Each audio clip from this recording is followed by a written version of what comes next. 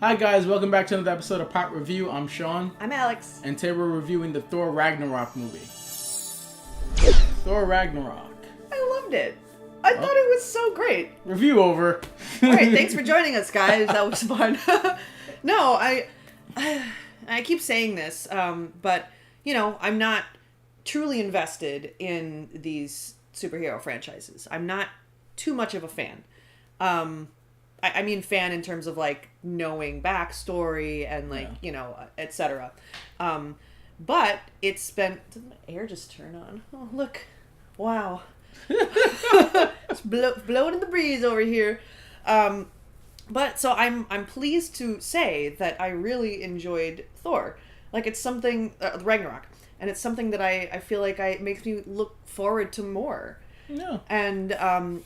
it's sort of, you know, I saw the other ones, and was quite a departure tonally from what we've seen before. Mm-hmm. And I actually appreciated that because it's getting so stale. It's getting so overdone. Just these sort of recycled, to me it feels recycled, like these superhero stories that kind of all tell the same story in the same way, and there's sort of like this darkness to it, but then also, you know, a little bit of humor. So I appreciate, you know, and then a movie like Guardians of the Galaxy, for example, which is also similar tonally to Ragnarok. I appreciate that because I'm just like, oh, thank God. Okay, something a little fresh, a little different.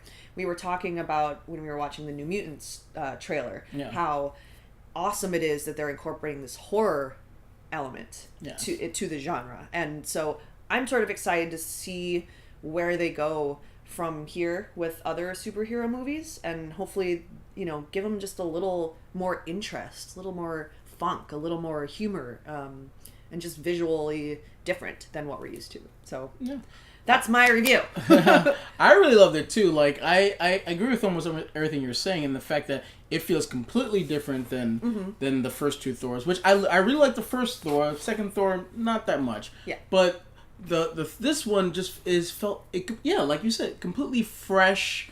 Yeah, and original and fun. And really fun, like, but not forced fun. It was a funny movie. Yeah, and it was funny, and it was fun to watch. Like, sometimes I feel like I have work to do when I'm watching these. No, really. Like, I have to, like, be like, another one. Okay, like, wait, what's going on? What's the But I didn't feel like I had to work hard with this one. No. And that doesn't mean it's not, you know, complicated and nuanced. It just means that I was into it, you know? Yeah. And I love that you brought up Guardians of the Galaxy. Like, Guardians of the Galaxy, when it came out, was a funny movie. Mm-hmm. Without trying to be funny. It was funny. I felt Guardians of the Galaxy Volume 2 was trying to be funny. Yeah. And it was for the first half hour. Like, there were parts that were funny, but a lot of times it felt forced, and when you try to force humor, it's not funny. Like Justice League, which we just reviewed, is a good Thor example of that force. Yeah. Is a funny movie with just naturally being funny. I laughed out loud so many times. And there's a difference, and that's the difference. Yeah. When you try to force it, sometimes it falls flat, and it's just like, it feels awkward. Yeah. Like, a lot in Guardians of the Galaxy Volume 2 and in Justice League, certain jokes just fall flat because either they linger too long or something. In Thor, and because Taika Waititi said pretty much like 85% of that movie was improv. That's what I was going to say. Like, if you let the actors just sort of, like, do their thing, like, actors like that, you're gonna get something. You're gonna get gold. Like, Chris Hemsworth is hilarious. Oh my gosh, and he's so funny. And we saw little bits and pieces of that in the other movies. Like, in Thor, he was funny. In the Avengers, he was funny. In Age of Ultron, he was funny. So they really pretty much just let him do his own thing. And they ran with it. Those shorts that like they did before the movie came out, where he was in Australia, were hilarious too. In this, he's just hilarious. Uh-huh. Like, even when the movie starts, he's chained up. He's talking to that skeleton. It's so funny. And when he's talking to Surtur and he's twisted, he's like, oh wait, I gotta turn around again. Like, all that stuff was just, I was cracking up. Like, the entire movie is just hilariously, naturally funny, and that's why I enjoyed it so much. It was just naturally funny. Yeah, and so let's just dive in a little bit deeper now in terms of, like, stuff that's going on in this film. We just did the Justice League review, and one of the problems I had with it was a lack of a theme. And I felt the theme in Thor was very strong. This theme of redemption. Yes. And, we saw that in the Valkyrie character. Yeah. We saw that in Loki. There's this... And the henchman. The Executioner. The Executioner. Like, there's this redemption theme that's running through the film. And when you have a strong theme like that, it's relatable and you care. And it made it really, like, empowering to watch. Like, yes, because I love villains that, have a little bit of nuance. That's Loki. Well, yeah, exactly. And like, Loki's such a good character. I just love him. He's probably my favorite. Outside of Jeff Goldblum. But we'll get there. We'll get there. So, yeah, what were your sort of overarching things that you took from this in terms of, like, the character? I love that they just put another layer on everybody that we've already known. Like, they put another extra layer on Thor. Like, at the beginning, he didn't want to take the throne, and he thought he wasn't worthy of it. And at the end, he felt he was worthy. Like, Loki still feeling like he was an outsider, like he didn't know what his place was. And, like, people thought there's no more good in him, but he had to end up saving the day. Yeah. Like all these, like, we just got another layer of these characters that we thought we knew. They add another layer onto it, and that's why it makes it more interesting. Like, especially in this movie and going forward, because we know we're going to see more of Thor, more of Loki, more of all these characters in the next movie. So it just adds something else to it.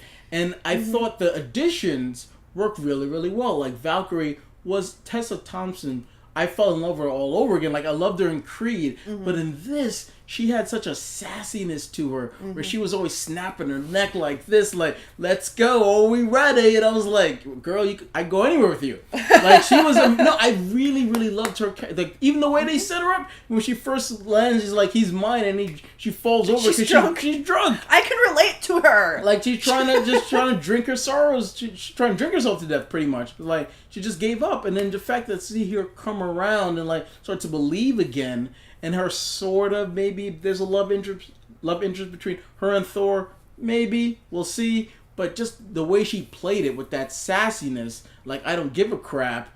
I'm powerful, but I still don't care. I can save the day. I don't want to. The way she played it was just so beautiful. And obviously, Hela, oh my God, she was incredible. She plays such a good villain. Yes. I mean... And the fact her kids had to talk her into doing this movie, thank you to her kids, because she did an amazing job. The way she played it, which is like, I'm better than all of you. Kneel, like, the first thing she pretty much said, kneel, Loki, you kneel to me. I'm the queen now. Yeah. I'm running shit here.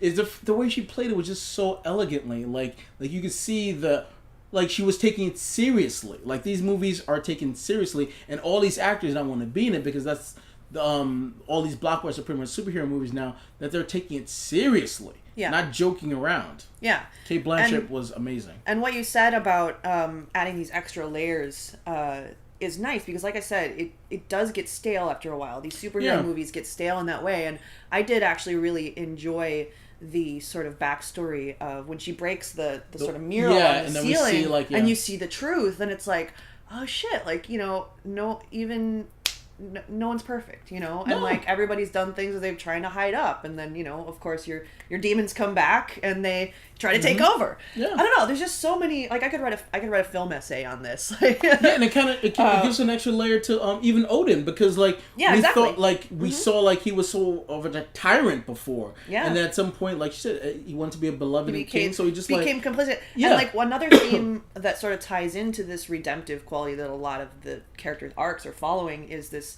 feeling of comfort. Like, Odin got comfortable, or Thor got comfortable. Loki got comfortable. Valkyrie got comfortable. Yeah. Hulk got comfortable in this situation. So they don't want to really disrupt the status quo, because they feel like they can't make a change, or, they don't want to die, or, whatever it is. Everyone's just sort of, like, accepting their fate, and, like, sort of...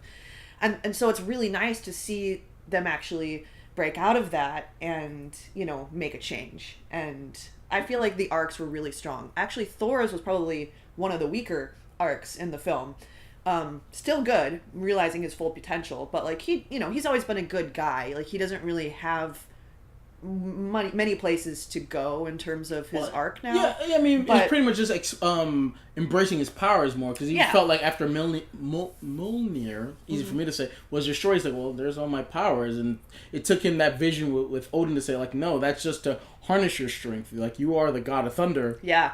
What a cool scene, by the way. Oh, yeah. Oh, that was, like, so gratifying. I was, like, bouncing in my chair. I was like, yeah, his eyes start to glow, and he's like...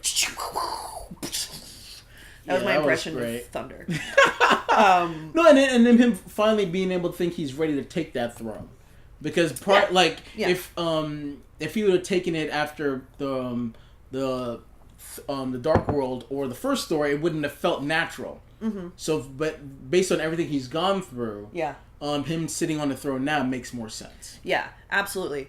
And I just thought it was a really nice touch that, you know, Asgard, the place, gets destroyed. And there's this, you know, it's like, home is where your friends are. Home is where your stuff is.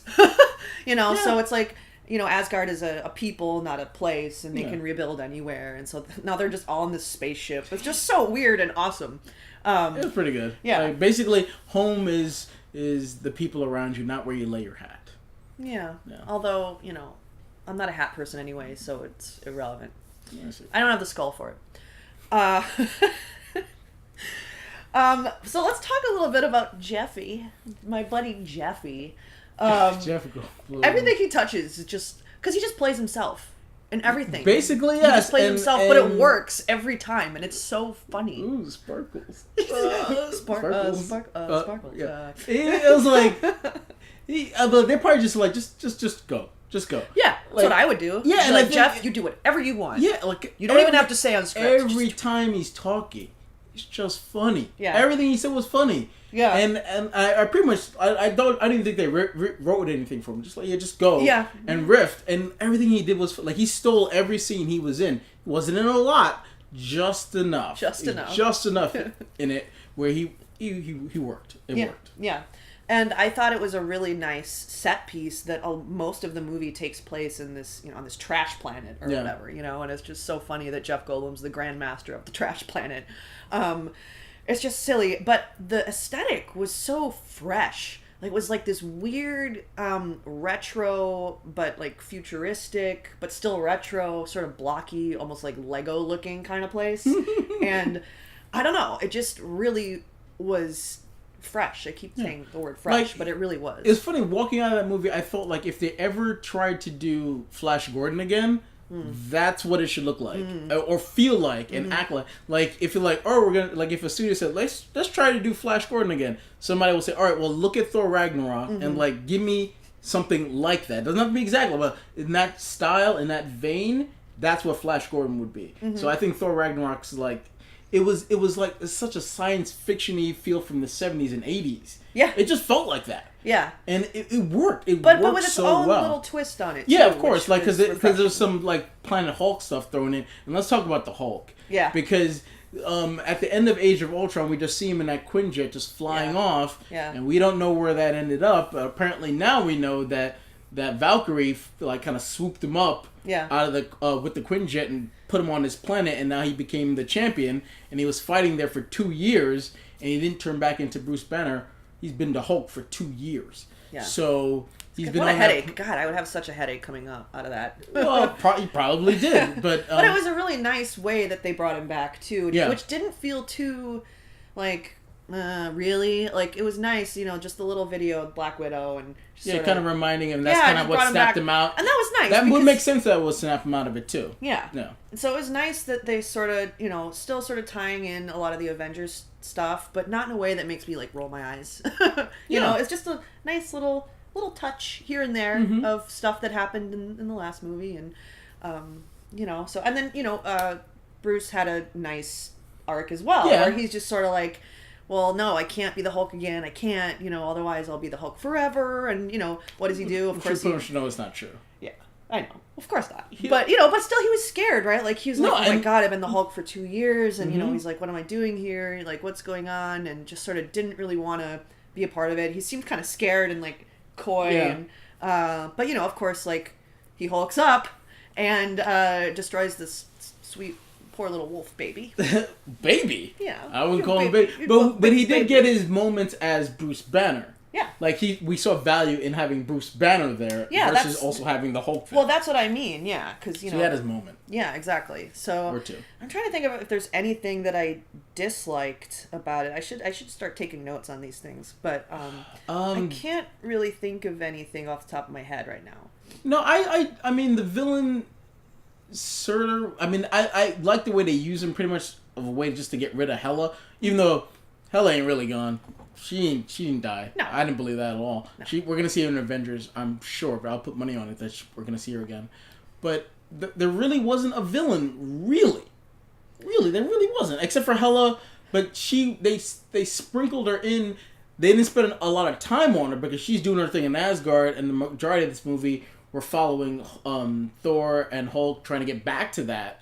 Well, but Asgard's, there's a threat there, right? Yeah. So she's the threat. And actually, I liked her character because it did have that nuance that I like, where she has a little bit of reason to be doing what she's doing. She's like, me and Dad, like, we wrecked shit. And then what? You just outcast me? Yeah, just throw me away, because my ambition got too big. Like, I'm the older sister, she's the rightful one. I feel like they spent, more time, sort of explaining where she's coming from, which I appreciated. Because, ultimately, it's a typical villain story, but, they spent some time, actually, so I could believe that. But you feel empathy for her a little bit. Yeah. So that's why I don't feel like she really was the villain, even though she kind of was. She's like, she's kind of right, Like, that was kind of a dick move. Like, I thought we were, father and daughter and Odin taking over the world. Lied about it. Yeah. So I like, she should be pissed off. I mean, maybe not kill maybe everybody. Not that pissed off, but she's like, hey, I'm trying to take my rightful place. Yeah. Not to kill the Warriors 3, which he did very easily. But that's why I don't feel like it had that much of a villain, because she's kind of justified. Like, every villain thinks they're the hero in their story, but in this case, we actually kind of see really why she felt the way she did. It's almost like she was, not only was she cast out, it was like, you were cast out, and we're gonna forget about you, and history's not even gonna remember you. Like, Odin set it up where, like, who are you? Like, nobody knows who you are. Yeah. So I could understand, like, except for killing everybody, I get what you're saying here. I get what you're saying. Yeah, and just that was a really nice moment. Probably my favorite or visual part of the film is the flashback with the Valkyries. Yes. And, I mean, that was just so cool.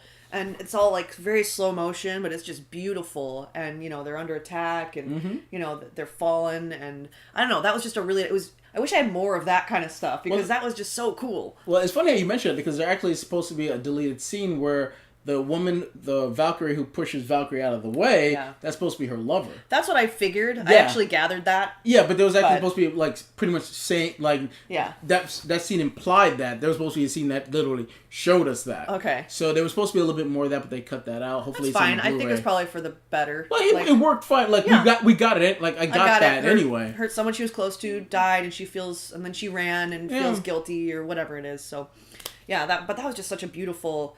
The whole movie was just shot so well, and it did not feel. It felt like it flowed really nicely, and it didn't feel clunky. And obviously there was a lot of CGI, but it didn't feel like there was a lot of CGI. Yeah. And I don't know why. I don't know anything about visual effects, but it just felt nice. They Marvel and Disney plan these things out so well in terms of, like, all right, we're gonna shoot, and then we're gonna have a built-in time frame to do reshoots, and they give their movies a long enough time to work on the CGI, so it doesn't, like, obviously we know certain things are CGI, but they don't look like, oh my god, that looks horrible CGI. Yeah.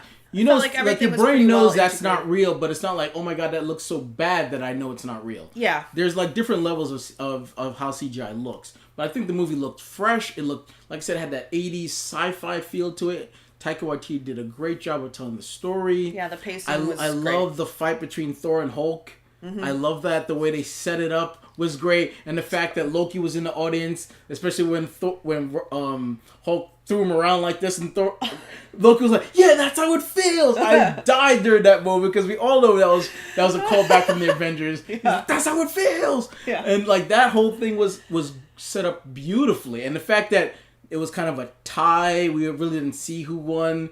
which I kind of liked, even though it's Thor's movie. Maybe we should have saw Thor in, but no, I thought it was cute. No, it was cute. I can't blame them for like kind of leaving out a tie. But that whole thing, and then the fight with Surtur was great. The fight with Thor and Hela was great. I thought like really nailed everything. Everything really worked, and the humor on top of it. I really enjoyed Thor Ragnarok. It was a great movie. I really love the relationship between Loki and Thor. I really just want to watch them all the time in the very good chemistry. And I love this little like planting, like sort of like he throws the rock or he throws stuff at him and it goes through, and then at the very end he catches it. He's like, and then he's like, "Oh, I'm gonna give you a hug." I was like, "Oh, the feels! I'm having feelings, guys." Yeah, but I also like the fact that there was some growth there because at the end, like he was like, "All right, I know you're gonna betray me."